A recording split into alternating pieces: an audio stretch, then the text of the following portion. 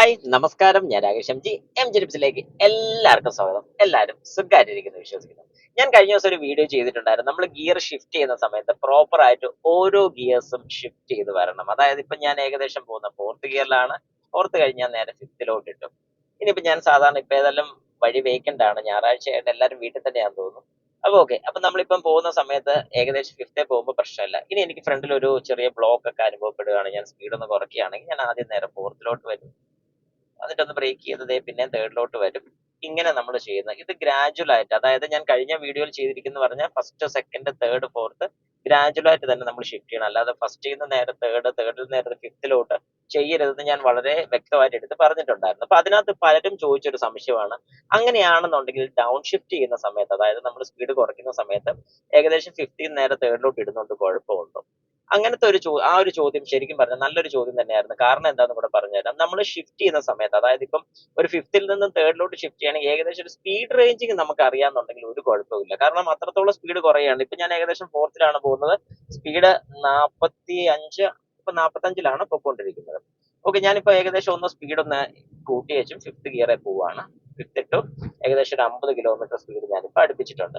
ഇനി ഞാൻ ഏകദേശം ഒരു സഡൻ ആയിട്ട് ഒരു ബ്രേക്കിംഗ് എനിക്ക് വരിക എന്ന് വെച്ചോളൂ. അതായത് ഞാനിപ്പോ ഈ സൈഡിലോട്ടൊന്ന് ഒതുക്കാം.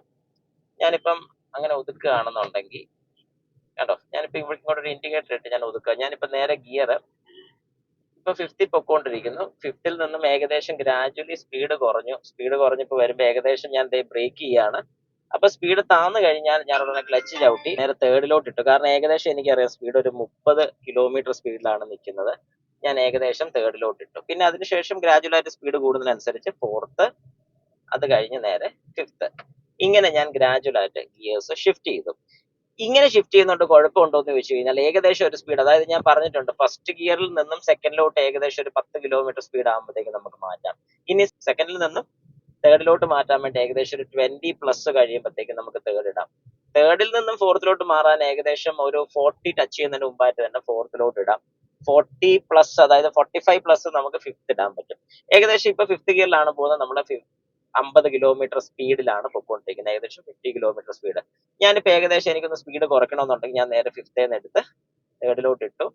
ഏകദേശം ആ ഒരു സ്പീഡ് കുറയുകയാണെങ്കിൽ ഓക്കെ. ഇനി ആ സ്പീഡ് കുറഞ്ഞിട്ടില്ല, ഏകദേശം 50 കിലോമീറ്റർ സ്പീഡ് നിൽക്കുമ്പോൾ തന്നെയാണ് ഞാൻ ഈ പറഞ്ഞൊരു പരിപാടി ചെയ്തിട്ടുള്ളതെങ്കിൽ അതൊരു തെറ്റാണ്. കാരണം എന്താന്ന് പറഞ്ഞു കഴിഞ്ഞാൽ നമ്മുടെ വാഹനത്തിന് അത്രയും കൂടെ ലോഡ് കൂടുതൽ വരും. പെട്ടെന്ന് ഞാൻ ഫിഫ്തിൽ നിന്നും തേർഡിലോട്ട് ആക്കുകയാണെങ്കിൽ ക്ലച്ചിന് അത്രയും കൂടെ സ്ലിപ്പേജ് ഉണ്ടാകും. അതിനെ കഴിഞ്ഞ് നല്ലത് നമുക്ക് അങ്ങനെ സ്പീഡിൽ നിൽക്കുന്ന സമയത്ത് തന്നെ ഡൗൺ ചെയ്യണം, ബ്രേക്ക് ഇല്ലാതെ, അതായത് ബ്രേക്ക് ചവിട്ടാതെ തന്നെ ഡൗൺ ചെയ്യാനാണ് പ്ലാൻ എന്നുണ്ടെങ്കിൽ ഫിഫ്തിൽ നിന്നും നേരെ ഫോർത്തിൽ നിന്നും നേരെ തേർഡിലോട്ട് ഇടുന്നതാണ് ഏറ്റവും നല്ലൊരു കാര്യം. അതുകൊണ്ട് നിങ്ങൾ ഇനി ഡൗൺ ഷിഫ്റ്റ് ചെയ്യുന്ന സമയത്ത് ഒരു ഗിയർ സ്കിപ്പ് ചെയ്തിട്ടാലും കുഴപ്പമില്ല, പക്ഷെ സ്പീഡ് മെയിൻറ്റെയിൻ ചെയ്തിട്ടോണം. അങ്ങനെ സ്പീഡ് മെയിൻറ്റെയിൻ ചെയ്യാതെയാണ് നിങ്ങൾ ചെയ്യുന്നതെങ്കിൽ ഉറപ്പായിട്ടും നിങ്ങളുടെ വാഹനത്തിന്റെ ക്ലച്ചിന്റെ ലൈഫ് കുറയുന്നതായിരിക്കും.